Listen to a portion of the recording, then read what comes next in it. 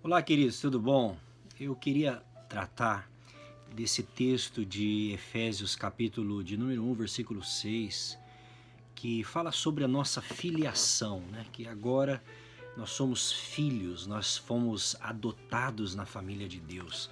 O apóstolo Paulo diz então assim, no versículo de número 5, e ele nos predestinou para a adoção através de Jesus Cristo, segundo o propósito da sua vontade. Que coisa linda, que coisa maravilhosa. Quando a gente pensa a respeito da salvação, existem muitas facetas, a salvação é uma coisa muito rica na Bíblia, né? Não é simplesmente você levantar a mão e dizer eu entrego a minha vida para Jesus. Talvez aí você tenha feito isso, seja só, né, o começo de uma grande aventura, de uma grande salvação, como o autor aos Hebreus coloca, né? Hebreus, o autor chama a nossa salvação de tão grande salvação. E ela é tão grande porque existem várias facetas, existem vários ângulos, né, que nós podemos olhar para a nossa salvação. Alguém comparou a salvação a um diamante, né? Eu nunca tive a oportunidade de olhar um diamante, mas os apreciadores e os entendidos do diamante diz que quando você olha, né, através daquela lente para o diamante, você consegue ver formas, tonalidades, né, esculturas, enfim, o diamante carrega várias facetas dentro dele. Não sei, eu nunca olhei, mas eu imagino que deve ser a coisa mais linda você poder contemplar a beleza de um diamante. Assim é a salvação. A salvação, ela tem vários ângulos, várias dimensões, várias perspectivas. E aqui o apóstolo Paulo está tratando que uma das coisas, né, que a salvação trouxe a nós é o fato da filiação. Agora nós somos considerados filhos. E na perspectiva de Deus aqui, a filiação tem a ideia de sermos como que filhos já maduros, filhos já crescidos. Bom, Deus sabe que na prática nós ainda estamos em crescimento, nós ainda estamos no amadurecimento, né? Existem aqueles filhos que são recém-nascidos, assim como também existem os filhos que são mais velhos, né? Mas na perspectiva de Deus, ele olha filhos e filhas, todos eles comprados pelo sangue, né, pelo sacrifício do seu filho Jesus Cristo. E Deus então olha para nós como filhos maduros, é assim que diz lá em Gálatas, né? Que o filho novo como o mais velho, embora o filho mais novo ele ainda não tenha a maturidade necessária para desfrutar, né, da herança, de todos os bens que foram conquistados, mas já por direito, né, por verdade e por direito, ele já tem esse patrimônio, ele já tem essa herança, né, reservada. E é interessante que também na relação de pai e filho, tanto um filho pequeno como aquele filho que muitas vezes dá trabalho, como aquele filho que é maduro, todos eles, em todo tempo, são filho, né? Eles nunca deixam de ser filho. O filho recém-nascido, ele não tem maturidade, o filho quando começa a crescer, ele ainda vai cometer certos erros, certos equívocos próprios de um filho pequeno, né? De um filho ainda tenro, né? De idade ainda nova. E às vezes aquele filho que, como a gente fala, né, na idade da adolescência, rebelde, que enfim, se comporta como um filho que às vezes traz até tristeza para o coração de um pai, de uma mãe, mas momento algum esse filho adolescente, o pai, né, os pais deixam de olhar para aquele filho como sendo menos filho, né?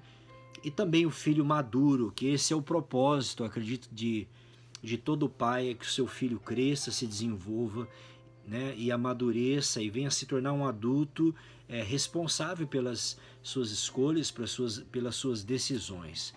Mas é importante a gente entender que por causa da justiça, né, por causa da aceitação de Jesus, Deus então agora olha para nós como aperfeiçoados, como filhos maduros. Até mesmo se porventura o filho ele venha a desobedecer, ele vai sofrer consequência, com certeza as consequências, né, da disciplina de Deus, da correção de Deus, porque a Bíblia diz em Hebreus capítulo 12 que Deus disciplina aquele a quem ama, né, que todos nós somos participantes da disciplina de Deus, independente se estamos caminhando em rebeldia, em rebelião, ou se estamos vivendo em plena obediência. Todos nós, em algum momento, a nossa fé vai ser provada. É isso que diz Pedro na sua carta, porque a nossa fé ela é mais preciosa do que o ouro que é provado, né, que é passado pelo calor intenso, para que tudo aquilo que não faz parte do ouro, né, venha soltar, venha sair, e que fique só o ouro puro, só a essência, só aquilo que realmente é o puro, né, aquilo que é a essência do ouro. Da mesma forma, a nossa fé, inevitavelmente, ela vai ser provada. Mas em momento algum, no processo de provar a nossa fé, Deus olha para nós como menos filho. Em momento algum, o pai olhou para o filho pródigo como um menos filho. Muito pelo contrário, né? Em momento algum, ele perdeu a sua filiação, né? É verdade esse dizer, né, que você pode ter uma ex-mulher, um ex-marido, mas você nunca pode deixar de ser um ex-pai ou um ex-filho, né? Porque a relação é uma relação de DNA, né? Você não pode mudar, alterar o DNA de um filho ou de um pai. E na mesma realidade, né, se diz respeito à vida espiritual.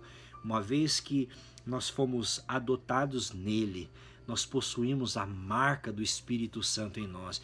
É como um enfermeiro disse para mim uma vez: pastor, você sabia que todos nós que tomamos aquela injeção de BCG, né? Sabe aquela injeção que a gente toma de BCG? E eu descobri que aqui nos Estados Unidos essa injeção faz mais de 30 anos que não se aplica mais, né? Enfim, a BCG é muito comum nos países de origem católico e não protestante. Enfim, mas a BCG é uma vacina que a gente toma na infância, né?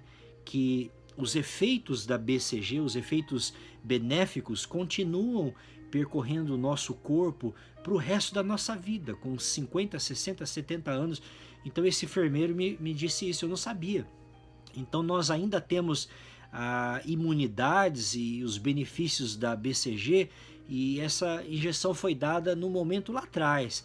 Assim também, quando nós nascemos de novo, os efeitos da salvação, da graça de Deus, estão dentro de nós e são inegociáveis.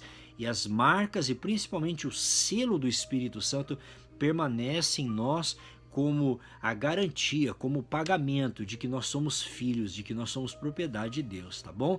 Então é tão rico, é tão maravilhoso. E mais do que isso, dentro de nós, instintivamente o Espírito Santo clama: Abba, Pai. O Espírito Santo clama: Papaizinho.